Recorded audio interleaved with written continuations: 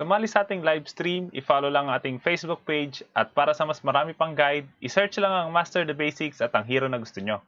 Jungle Harit is back na ba? Sa Mobile Legends Guide na ito pag-uusapan natin yung mga dapat mong tandaan bago mo gawin yung Jungle Harit.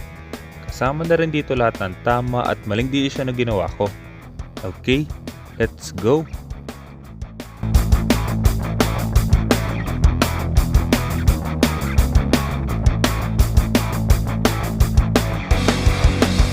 Double kill!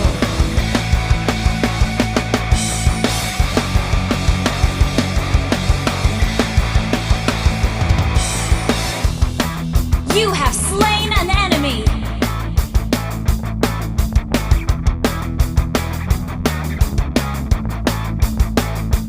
Double kill! Triple kill! Sa laro na to, Jungle Harit yung gamit ko pero ito pa rin yung emblem at item build. Importante pa rin yung cooldown reduction sa emblem para mas maaga tayo makapag-unli dash. Pagdating naman sa early game rotation, dahil meron tayong tig na manggugulo or mangde-delay sa kalaban, kaya ibig sabihin pwede tayong kumuha ng jungle creep sa kanila. Plano kong kumuha ng isang maliit na jungle camp sa kanila pagtapos ko mag blue buff, kaya lang ito yung nangyari. Your demeanor disappoints me.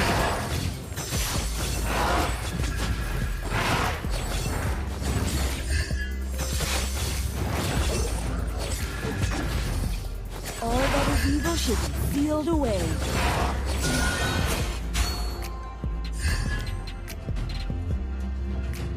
Kung napansin nyo, wala na silang red 3 tapos nireset na nila yung red buff, ibig sabihin mag-i-start muna sila sa blue buff. At dahil nandun pa yung Lito sa kabilang side, kaya expected ko pagtapos sila mag blue buff, kukunin pa nila yung Lito. Ngayon yung dahilan kaya pwede natin kunin yung red buff nila, tapos meron pa akong red 3. Pero maganda rin yung magiging sagot ng kalaban sa pagkuha ko sa red buff nila. Dahil napatay nila yung tig, kaya kukunin din nila pati yung red buff ko. Kapag nakuha nila yung red buff ko, mas marami pa silang jungle creeps makukuha sa akin kasi nasa side nila yung Lito. Kaya dapat pigilan natin sila. Ang problema nga lang, ito yung nangyari. Early opponent.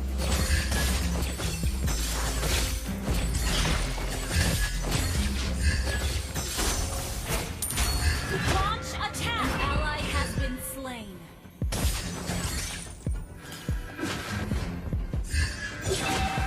Launch attack! Prepare for your judgment! You have slain an enemy!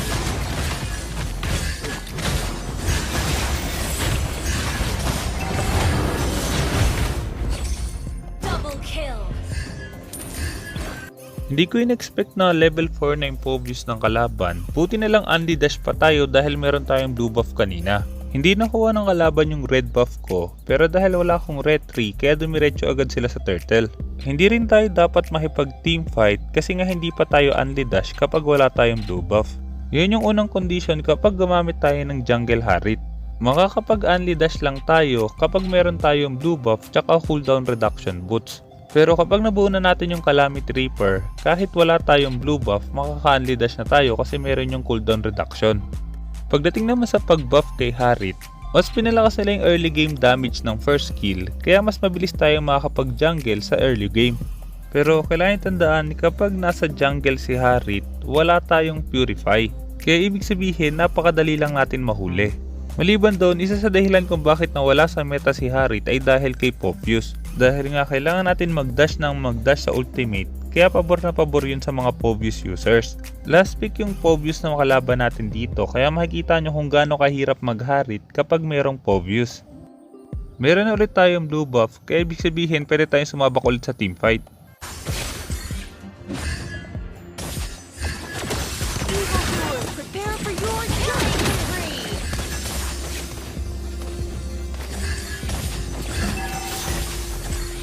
Napatay natin yung Brody, kaya ibig sabihin lalamang yung gold lane natin kasi makakakuha siya ng pera sa tower.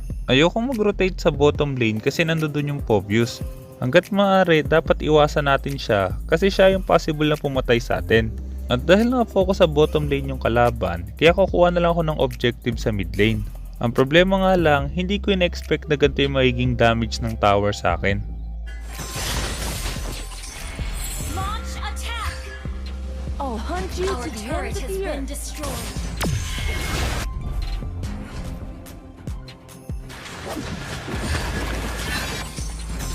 Thank me, my lowly opponent.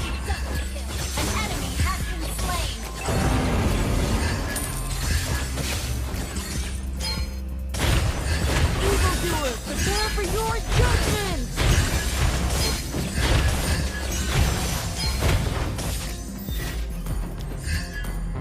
Plano kong kumuha ng pera sa tower pero dahil nandun yung Freya kaya siya yung natatarget ko. Hindi ko sigurado kung bug ba yun pero kahit tower lock button na yung ginagawa ko, hero pa rin yung tinatarget. Open na yung turtle sa sitwasyon na to pero dahil possible magkaroon ng teamfight doon kaya mas gusto ko magkaroon muna ng buff. At dahil susubukan din yun kunin ng kalaban kaya ito yung nangyari. Team destroyed a turret.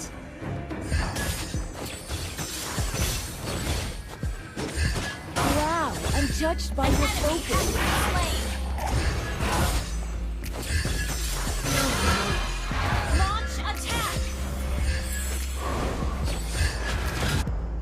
Launch Wow, the attack. outside world is so intriguing. Mega kill. Evildoer, prepare for your judgment!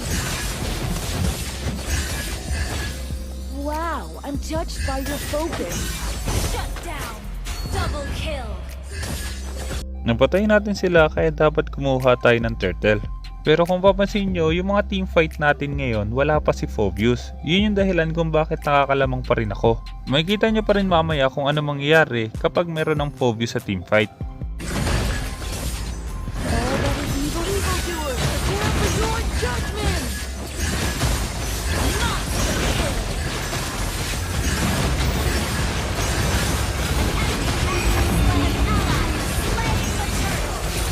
Double kill. Triple kill. Nanalo tayo sa teamfight na yun kasi hindi pa ganun kalaki yung damage ng Phoveus tapos nahuli pa siya ng Tig. Maliban doon, wala pa silang dominance eyes dahil nga nagkakaroon din ng shield si Harry tuwing nagdadash malapit sa mga kalaban kaya ibig sabihin counter din sa atin is yung mga anti-regen. Naka-snowball na ako sa laro na to kaya expected ko kaya natin matapos to agad. Ang problema nga lang dahil sobrang hard counter ng Phoveus kaya mahihirapan tayo. Ang isang problema pa natin maliban sa Phoveus, kung mapapansin nyo yung lineup ng kalaban, lahat sila merong crowd control. Kaya kapag sunod-sunod yung crowd control na ginawa nila, madali nila tayong mahuhuli kasi nga wala tayong purify. Nabasag na yung mga first tower ng kalaban kaya ang dapat kunin natin is yung second tower. Pero dahil nga snowball ako, kaya masyado akong naging matapang makipag teamfight kaya ito yung nangyari. Your demeanor disappoints me.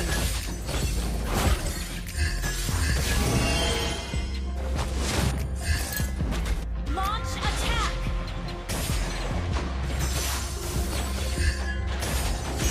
Wow, I'm judged by your focus. Evildoer, prepare for your judgment!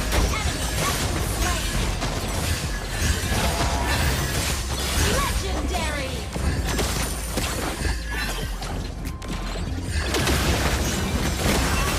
Bago natin ituloy yung video, gusto ko muna sagutin yung isa sa tanong ng ating viewer.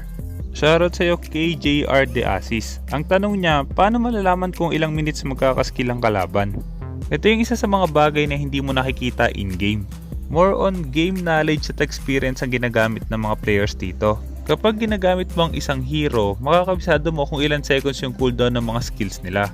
Kaya kapag nakalaban mo sila, madali mong malalaman kung ilan seconds yung magiging cooldown pagtapos nila gamitin yon. Pero may mga cases din na kahit hindi mo sila nagagamit pero dahil madalas mo silang nakakalaban, aalamin mo lang kung ilan seconds yung cooldown ng mga skills nila. At kapag ginamit nila yon, oorasan mo lang kung kailan yung cooldown nun. Pero ikaw, sino mga heroes ang alam mo ang cooldown ng skills? I-comment mo lang sa baba at huwag mo kalimutan mag-subscribe. Nanalo yung kalaban sa teamfight na yun pero nabasag yung second tower nila sa bottom lane. At dahil open na yung Lord, kaya pwede na natin kunin yun kasi nga naka-snowball tayo. Ang problema nga lang, dito na magsisimula ang pagpapahirap sa atin.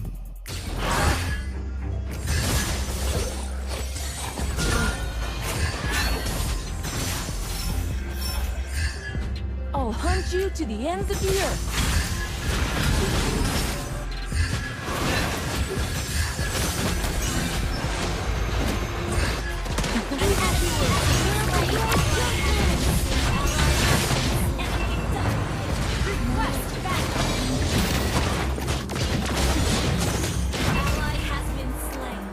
Naubos kami doon kaya dapat kinuha na ng kalaban yung Lord. Maliban doon kung mapapansin nyo, mas mayaman na yung Phoveus kesa sa akin. At dahil nga masyado pa rin tayong matapang, kaya makikita nyo kung ano ulit ang mangyayari. You can't catch me. Request backup. Evildoer, prepare for your judgment. Slain. Shut down.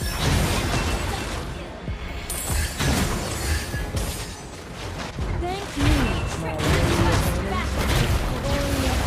Hindi na dapat ako nag-dash out doon, mabubuhay sana ako. Plano ko sana dalhin sa tower yung Phoveus, ang problema nga lang hindi na pala kaya ng HP ko. Kaya sa sunod na teamfight, hihintayin ko munang mawala yung Phoveus bago tayo gumamit ng Only Dash. world is quite intriguing. Initiate retreat.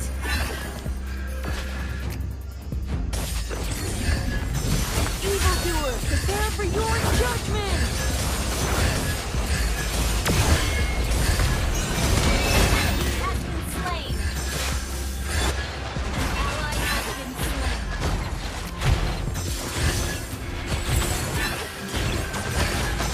You have slain an enemy. Prepare for your judgment. An enemy has been slain. Mas madali yung buhay ko kapag wala ng Phoveus, kaya makikita nyo sa mga susunod na teamfight, iiwasan na natin siya. At dahil nga napatay natin sila, kaya dapat kunin na rin natin yung Lord. Hindi ko na rin gagamitin yung retry sa Lord kasi meron silang red buff. At dahil doon agad pupunta ang jungler kapag nabuhay siya, kaya makikita nyo kung gaano kaganda yung plano natin dito.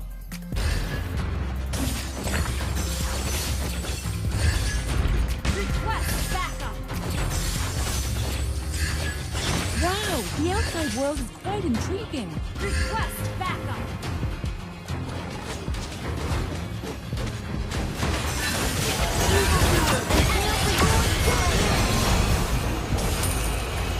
Kung napansin nyo doon, hindi ako basta lang nag-Only Dash nung nakita ko yung Freya. Hinintay ko munang gamitin niya yung mga skills niya para hindi siya basta makatakas or makapalag. Pero dahil isang combo lang din siya ng Kagura, kaya madali lang natin siyang na-burst. Sa sunod na teamfight na mangyayari, lalayuan ko na yung Phoveus. Pero dahil sa daming crowd control ng kalaban, kaya makikita nyo kung ano mangyayari.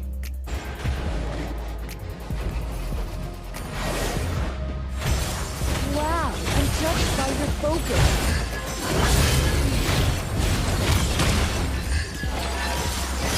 Your team destroyed the turret.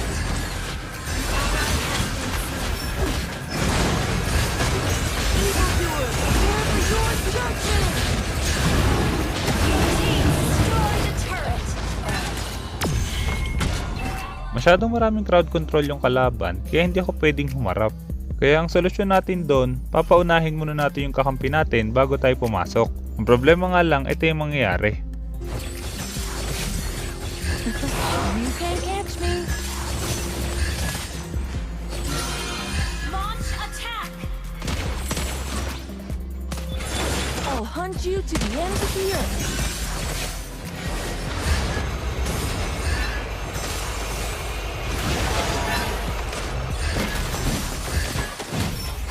Wow, I'm judged by your focus. An ally has been Evildoer, prepare for your judgment. enemy double hit. Killing spree.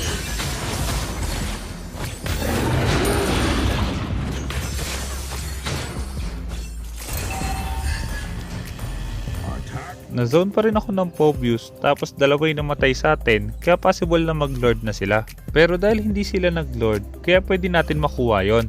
Pero bago natin kunin yung lord, mas maganda meron akong buff para meron tayong damage sa teamfight at hindi tayo maubusan ng mana. Ang hindi ko lang sigurado kung bakit sisimulan ng Leslie yung lord kahit wala naman ako doon. Hindi niya pa yung titigilan kahit makita niya yung jungler ng kalaban. Evildoer, prepare for your judgment.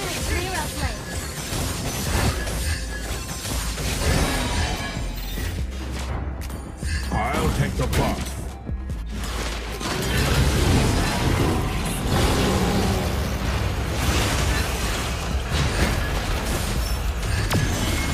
Wow, the outside world is quite intriguing.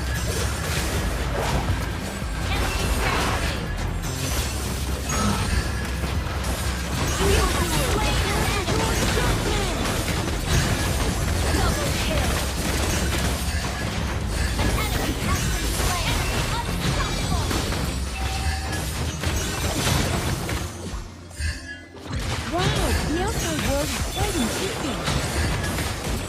Evildoer, prepare for your judgment! Launch attack. Mega kill. Push first. Nanalo tayo sa teamfight na yun kasi nung pumasok ako, wala nang ulti yung Phoveus. Mas maganda sana yun kung nakuha rin natin yung Lord. Pero dahil gusto kong tapusin na yung laban, kailangan mapatayin natin yung Nana agad. Evildoer, prepare for your judgment! Masyado ko minilit yung damage ng mga minions, kaya imbis na mamatay natin yung Nana, mabilis lang ako napatay. Pero kung gusto talaga nating manalo sa laban na to, kailangan makuha natin yung Lord. Hihintayin ko lang na lumayo yung Phoveus bago tayo pumasok.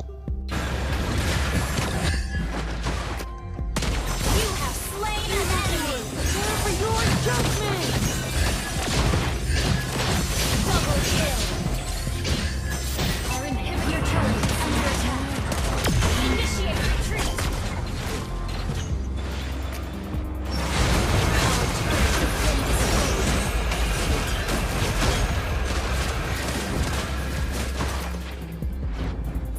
Ally has been slain.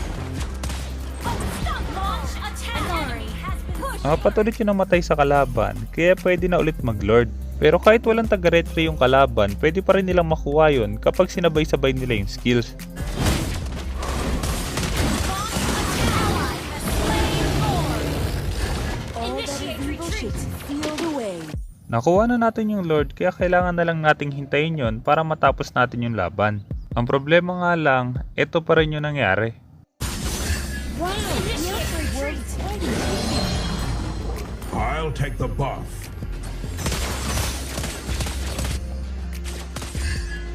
Request backup. I'll hunt you to the ends of the earth.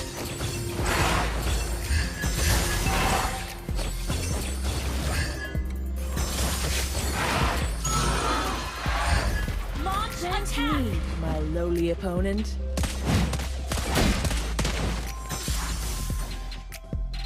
Request initiate retreat. Launch attack. Wow, I'm judged by your focus.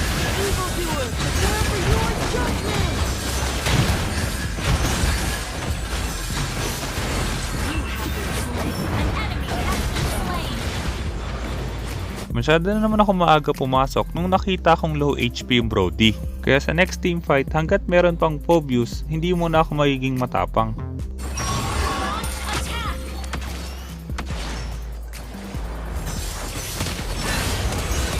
I'll hunt you to the ends of the earth. Launch attack. Killing spree. Launch attack.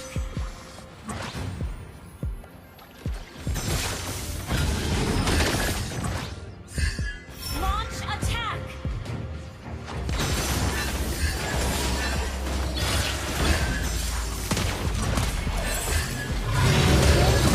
My lowly opponent.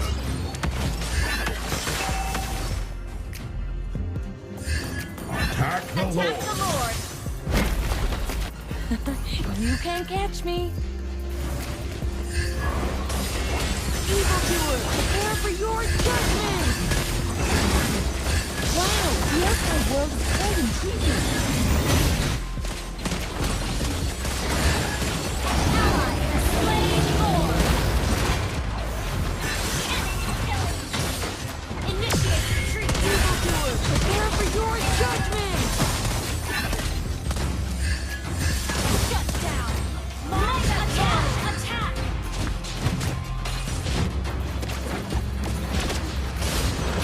Ally has been slain. Launch attack. An enemy has been slain. Launch attack.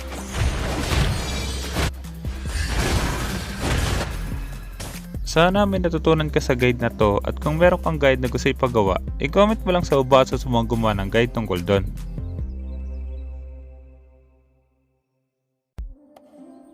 Kaya kung hindi ka pa nakasubscribe, hit mo na yung subscribe pati yung notification bell.